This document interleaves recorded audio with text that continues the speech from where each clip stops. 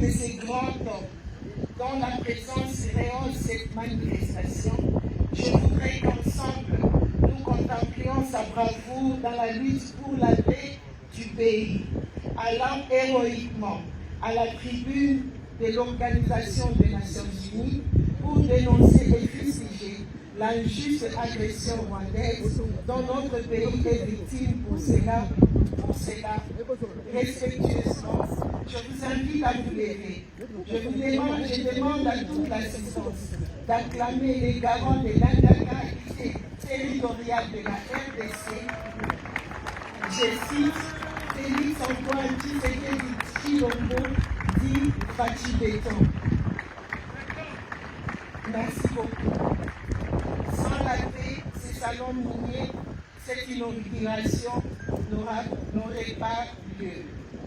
Excellence, Monsieur le Président de la République et chef de l'État, bienvenue au Lualaba. Karibu sana hapa kwetu kwako kwetu kukolwezi na kuLualaba. Je souhaite la bienvenue à leurs excellences, Monsieur le Premier ministre, Monsieur le Vice-Premier ministre, Mesdames et Messieurs les ministres nationaux et autres estimées personnalités en délégation du chef de l'État ayant un agréable séjour ici au Lualaba, dans la province minière et puis du frère. Excellence, Monsieur le Président de la République, chef de l'État, honorables députés, Mesdames et Messieurs en vos titres et qualités respectifs, jusqu'à ce jour, la province du Lualaba, dont la principale ressource est l'exploitation minière, apporte 60% à la production nationale, dont 12% provient de l'exploitation artisanale. A comme richesse minière essentielle le cuivre, le cobalt, le manganèse et regorge d'autres matériaux industriels tels que le calcaire. Les économies parleraient d'un boom industriel minier au Lualaba, au regard de l'allure que prend l'exploitation minière dans cette province, dite capitale mondiale du cobalt. Le fait paradoxal est l'inadéquation entre le niveau de cette exploitation et le niveau de vie de population riveraine, comme cela avait inquiété le chef de l'État lors de sa première visite officielle ici au Lualaba. Dans ce salon minier, qui est un cadre de prise de contact entre opérateurs économiques, il y sera abordé la question de la participation des industries minières et autres intervenants dans le développement du pays et du Lualaba en dehors du paiement des taxes.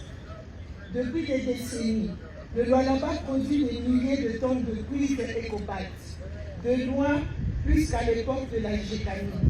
Cependant, il manque ardemment des infrastructures durables à tous les niveaux, les logements sociaux, les hôpitaux, les écoles, qui reflètent l'image de cette exploitation. Ceci est pour le moins aberrant. Excellence, Monsieur le Président de la République et chef de l'État, honorable Excellences, Mesdames et Messieurs en vos titres et qualités respectifs.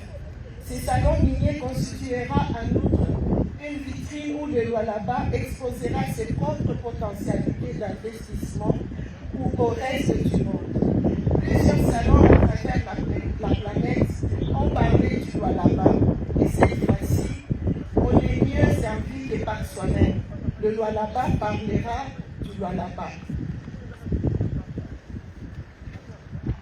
Aujourd'hui, Son Excellence, Monsieur le Président de la République, lance ses salons miniers dans un chapiteau en bâche et dans un avenir très proche. Nous lui faisons la promesse que la prochaine édition sera tenue dans des locaux dignes de sa valeur, à l'instar de Indaba en Afrique du Sud, et que le Seigneur Dieu nous assiste.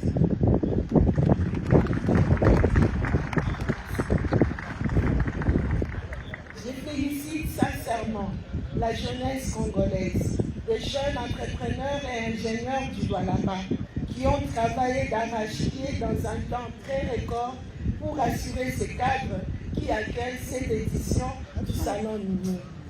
Le code minier révisé et le règlement minier définissent explicitement les cadres minimaux de la participation des entreprises minières au bien-être de population. La question primordiale est celle de savoir si libéralisation de l'exploitation des ressources naturelles a des liens directs avec le développement socio-économique du Lualaba. Ces salons éclaircira le lien de causalité entre la traçabilité dans l'exploitation minière artisanale, comme prévu au centre de négoce de Mosombo, et l'émergence d'une classe moyenne des artisans miniers. À propos du centre de négoce de Mosombo, construit sur le financement propre de la province par les sociétés à capitaux congolais, de la préparation du terrain jusqu'au finissage des bâtiments, je vais citer ici MIS, Musca Engineering, Invest Congo, CRS, Naïsa Engineering. Doté d'un labo au standing international, écologique et sécurisant, ces centres constituent un étalon de mesure en matière de poids et de teneur de produits. Il sera le tribunal entre acheteurs et vendeurs de produits miniers au Lualaba en cas de désaccord. Je souhaite une bonne et meilleure première édition du Salon minier au Lualaba. Je souhaite une fois de plus la bienvenue à tous les participants et que cette première édition soit fructueuse autant que la suite. Que vive la République démocratique du Congo.